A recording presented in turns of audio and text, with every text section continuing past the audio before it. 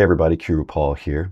In today's video, I'm going to be talking about the future tense in Spanish. And you might be like, all right, I already know the future tense, Paul. Hablaré, I will speak. Hablarás, you will speak. Pretty easy. Yes, the conjugation is easy, but what I'm going to be talking about today is when to use the future tense. You see, back when I learned the future tense, I assumed it would be used like it is in English. And anywhere I would say, I will do something, I'd pop it in. And I was wrong.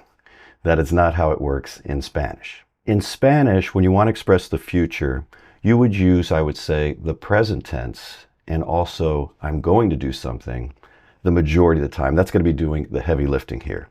And the future tense will still be there, but used a lot less.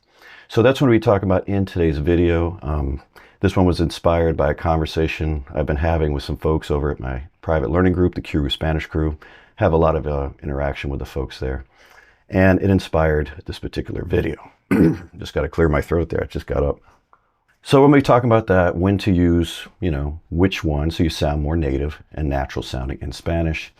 And the other thing we'd be pointing out is a really unique, I would say unique compared to English, usage of the future tense in Spanish.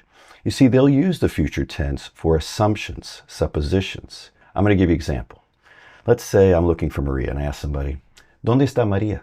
The other person's like, she must be at home. I could express that with the future tense. Estará en casa. Estará en casa. See, that's literally, she will be home. So if you didn't know to use the future tense for things like that, you're definitely going to mistranslate that. I'll be talking about that also, but near the end, okay? All right, let's go ahead and jump into this. And I know some folks are expecting me to start with ir plus a plus infinitive, going to do something. I'm not. That's in there. It's the second one. I'll be starting with the plain old present tense because you're going to be expressing the future a lot in the present tense in Spanish. And this comes as a surprise to some folks. Now, we do this a little bit in English. I could say, do you work tomorrow? Yes, I work tomorrow. That's present tense talking about the future. The plane leaves at 9. That fits English. But it's limited, right? If I'm like, we'll see each other tomorrow. We will see each other tomorrow. I'll be using the future in English. In Spanish, I'm going to be using the plain old present tense. Nos vemos mañana. Not nos veremos mañana. That would be future. And even if I don't say tomorrow because it's implied that that's the future, when I say goodbye to somebody, I just say nos vemos, and that means we see each other. Present tense. That would sound odd in English, wouldn't it? We see each other tomorrow. You'd be like, oh, yeah, we'll see each other tomorrow. Sounds wrong. But in Spanish, it doesn't. So this is where you're going to have to pay attention. Now, I'm going to compare it more to your English. So to put it in perspective very soon. Okay. Here's one that really surprises people. Let's say I want to say, hey, I'll explain it to you tomorrow. That's future tense in English all day long, because it would sound odd to say, I explain it to you tomorrow. It sounds wrong. Now, if you've been around Spanish speakers who have learned English and they're still, kind of early on in the learning, you'll hear them say things like that. I explain it to you tomorrow. This is why. They're literally translating from Spanish. Te lo explico mañana. That's present tense. Now, does that mean it's wrong to use the future tense? No, it could be used there. You could say something like, te lo explicaré mañana. Okay, I will explain it to you tomorrow. That's acceptable. But sometimes it has a slightly different tone. And there's subtleties in the language and, of course, context of the situation. But I'm going to put it in perspective now and compare it to our English. And we'll see if this helps you. In English, like we talked about, you can use the present tense for the future. We just don't use it a lot. But one verb that we absolutely use it all the time is to work, right? When do you work? I work Saturday, present tense. Do you work Tuesday? Yes, I work Tuesday, all present tense. Now, if I ask somebody, do you work Tuesday? I will work Tuesday. That one sounded different, didn't it? You're like, future tense sound a little off there. It's passable, but it sounds like there's some other meaning there. Doesn't normally work Tuesday, right? Or maybe I've been kind of pushing him to work Tuesday, and so he's stressing, I'm working Tuesday. That's the kind of subtleties that'll also come across in Spanish when you're choosing what, people would naturally say in the present tense, and then you're putting it in the future. Maybe you're emphasizing this thing. you know, making a point. Maybe they've been bugging you. For example, my wife's like, oh, are you going to talk to Maria? You're going to talk to Maria. Hablaré con María mañana. I will speak with Maria tomorrow. I'm just going to give you a few more quick examples here before we move on to ir plus a plus infinitive. We'll see each other Monday. Nos vemos el lunes. The doctor will arrive in 10 minutes. El médico llega en 10 minutos. Tomorrow we will begin. Mañana empezamos. We're just going to be using present tense for things like that, these scheduled events. Oh, before I move on, there is another time that you're going to be using this a lot. It's so common, and that's with the verb traer, to bring. Let's say you're sitting right next to somebody, and you're going to bring them something. For example, my wife's cold, and she wants me to bring her a sweater. In English, I could say, I'll bring it to you, I will bring it to you. We're going to use that future tense, but we're just going to use the plain old present tense in Spanish. Te lo traigo, te lo traigo. Literally, I bring it to you. All right, let's go ahead and move on to the next big one you'll be using all the time that's doing the heavy lifting for the future, and that is ir plus a plus infinitive, and that is going to do something. You know, this one maps very closely to English, which is why it feels so comfortable for English speakers. Chances are you're not going to have any trouble with this. If you're going to say going to do something in English, then you're probably going to be using this one in Spanish. I'm going to talk to the boss today. Voy a hablar con el jefe hoy. We're going to leave early. Vamos a salir temprano. What are you going to order? ¿Qué vas a pedir? And pedir means to ask for. We use it a lot with ordering food. ¿Qué vas a pedir? Now let's go ahead and move on to the future tense itself. You know, saldrá, hablaré, vendrán. That little accent tells us to put the emphasis there.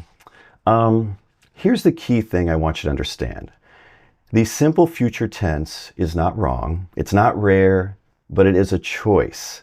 And when you use it, you're adding something, some weight, projection, formality, emotional force. Think of that example I did with work. I work Tuesday. I will work Tuesday. Will work Tuesday. What's that? A little annoyed about working Tuesday? Is that an unscheduled event? What is that? Little emphasis there. Sometimes it's that. Now, can I teach you all that in a video? No. And context does have a lot to do with it. But if you keep these things in mind, you'll start to kind of figure them out on your own, I promise you. Let's compare these two sentences.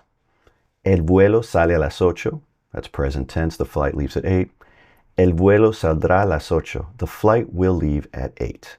They both mean the same thing. But the first one, the present tense, is just a fact. It's very, comfortable in the conversation. It's probably the one you're going to be using. The second one, the future tense, sounds like a formal announcement, that comes over the loudspeaker. Maybe the person is stressing that it's leaving at 8. Maybe it's not usually the scheduled time. It's just a little bit different in feel. But again, the future is not wrong. It's just a choice. Now, there are times in Spanish when Spanish is going to favor the future tense.